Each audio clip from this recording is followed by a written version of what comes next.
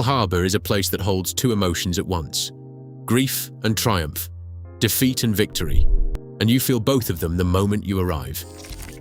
On one side of Ford Island, just beneath the surface of the water, lies the USS Arizona. Over 1,000 men were still entombed inside. On the other side, towering above the harbor, sits the USS Missouri. Steel, guns, and history. One ship sunk on a Sunday morning that changed everything. The other stood tall where the war finally ended. But here's the question worth asking. Why is Missouri here specifically? Why Pearl Harbor? Of all the places this battleship could have ended up, it came here. And that's not an accident. It's not a coincidence of geography or logistics.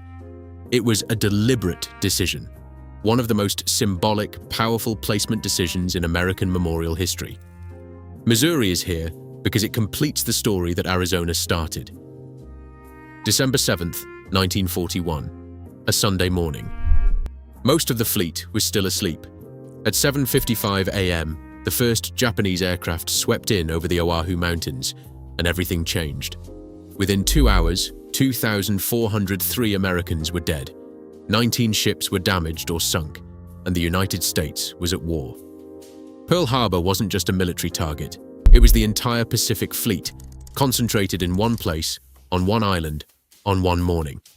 The Japanese knew exactly what they were hitting, and for a few hours, it worked. But no attack in history has more completely miscalculated its long-term consequences. Of all the ships lost that morning, none carried more weight than the USS Arizona. Hit by an armor-piercing bomb that ignited her forward ammunition magazine, she exploded and sank in 9 minutes. 1,177 of her crew died with her. She was never raised. She sits on the harbor floor today exactly where she fell, and she will stay there. Oil still seeps up from her hull, slow dark drops rising to the surface, what people call the tears of Arizona, a wound that literally never stopped bleeding. The memorial built above her doesn't touch the wreck, it spans it. You stand over the ship, over the men, and you feel the weight of that morning in a way that no museum exhibit can replicate. Pearl Harbor is a military installation, a tourist destination, and a grave. All three simultaneously. And on December 7th, 1941, it became the reason America entered the most destructive conflict in human history. The war had just begun. It would take 4 more years and a different ship to end it. The USS Missouri was commissioned in June 1944, nearly 3 years after Pearl Harbor. She arrived late to the war, but she arrived at exactly the right moment. The Missouri was an Iowa-class battleship, the most powerful class of surface warship the United States ever put to sea. Nearly 900 feet long, displacing 45,000 tons when fully loaded. Armed with 9 16-inch guns capable of hurling shells the size of a small car over 20 miles. She was not a subtle weapon, she was a statement. The Missouri joined the Pacific Fleet and immediately found herself in the thick of the war's most brutal final chapter. She provided gunfire support at Iwo Jima, one of the bloodiest battles in Marine Corps history. Then came Okinawa, the last major island campaign before a planned invasion of the Japanese mainland. It was there, on April 11, 1945, that the Missouri had her closest brush with destruction. A Japanese kamikaze pilot, flying through a wall of anti-aircraft fire, struck the ship on her starboard side, just below the main deck. Wreckage and burning fuel ignited on deck. The fire was quickly contained.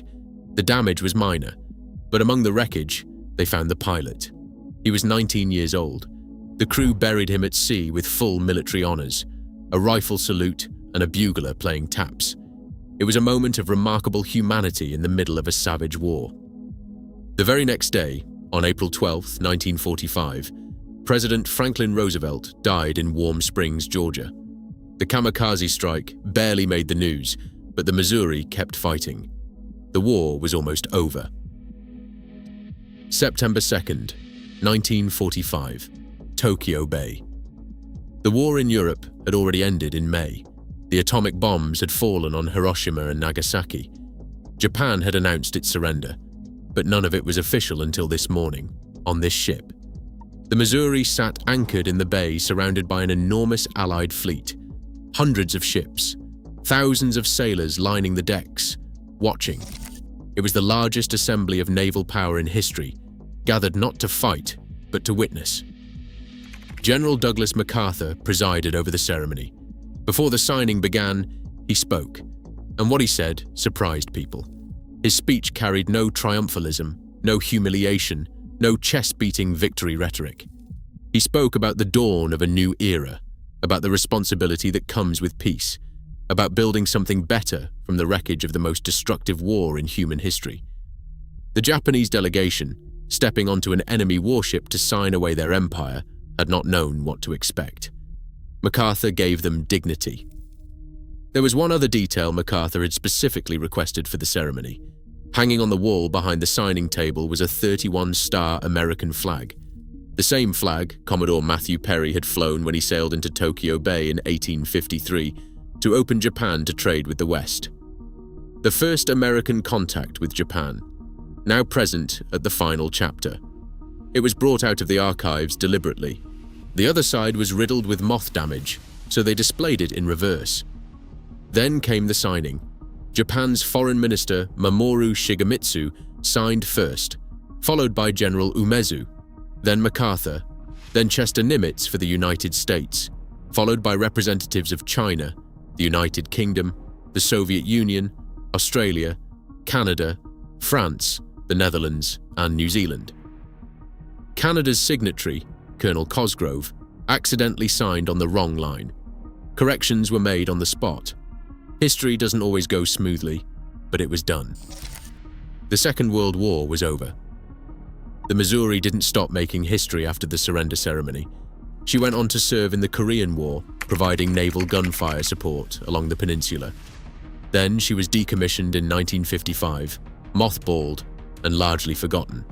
For nearly 3 decades, she sat in reserve, a relic of a different era. Then Ronald Reagan brought her back. As part of his 600-ship Navy initiative, the Missouri was reactivated in 1986, modernized, and returned to active service. She would see combat one more time. During Operation Desert Storm in 1991, the Missouri fired Tomahawk cruise missiles and her massive 16-inch guns at Iraqi targets in Kuwait, the last Iowa-class battleship to fire in anger. After the Gulf War ended, the Navy made a decision. The Missouri was decommissioned for the final time in 1992, and now the question was what to do with her. Several cities made bids to become her permanent home. Stockton, California, Bremerton, Washington. Both had legitimate claims, but the campaign to bring her to Pearl Harbor gained momentum, driven by veterans groups and historians who understood what the pairing would mean. In June 1998, the Missouri arrived at Pearl Harbor and was permanently berthed at Ford Island, just yards from the sunken Arizona. And here is where the symbolism becomes intentional and precise. The bow of the Missouri was positioned to face the bow of the Arizona, 2 ships pointing toward each other across the water, one on the surface, one on the bottom. This was not an accident of logistics. It was a conscious, deliberate act of memorial design. Stand at the Arizona Memorial and you are standing over loss, over 1,177 men who never came home, over a morning that shattered a nation's sense of safety and dragged it into a war it hadn't chosen. The oil still rising to the surface is a reminder that some wounds don't close, some things don't get neatly resolved, they just endure. Now walk to Missouri, same harbor, same island, different feelings entirely. You're standing on the deck where the guns fell silent for good, where the documents were signed, where 4 years of industrial-scale destruction finally, formally, came to an end. The shift in emotion between the two sites is extraordinary. Grief to resolution, helplessness to power, beginning to end. And that arc, that emotional journey from one ship to the other, is exactly what the placement was designed to create. There is almost nowhere else on Earth where you can do this, where you can stand at the opening wound of a conflict and then walk, in the same afternoon, to the place where it was closed. Gettysburg comes close. Normandy comes close. But Pearl Harbor gives you both poles of the same war, in the same harbor, facing each other across the water. Arizona represents what war costs.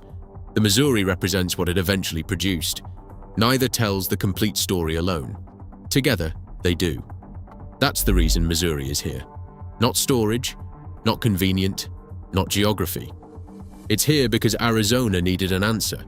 Because the story that began on December the 7th, 1941, deserved a conclusion you could stand on, touch, and feel. Pearl Harbor is unlike almost any other memorial site in the world. Most places mark a single moment, a battle, a tragedy, a victory.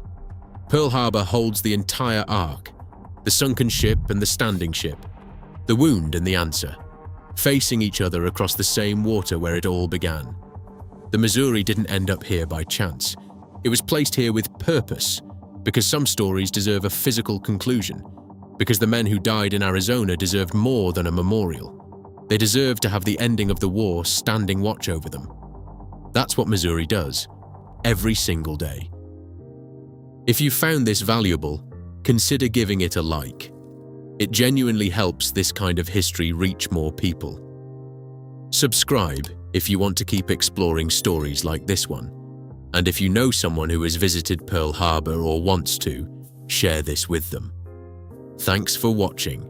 Drop a comment below, and don't forget to subscribe.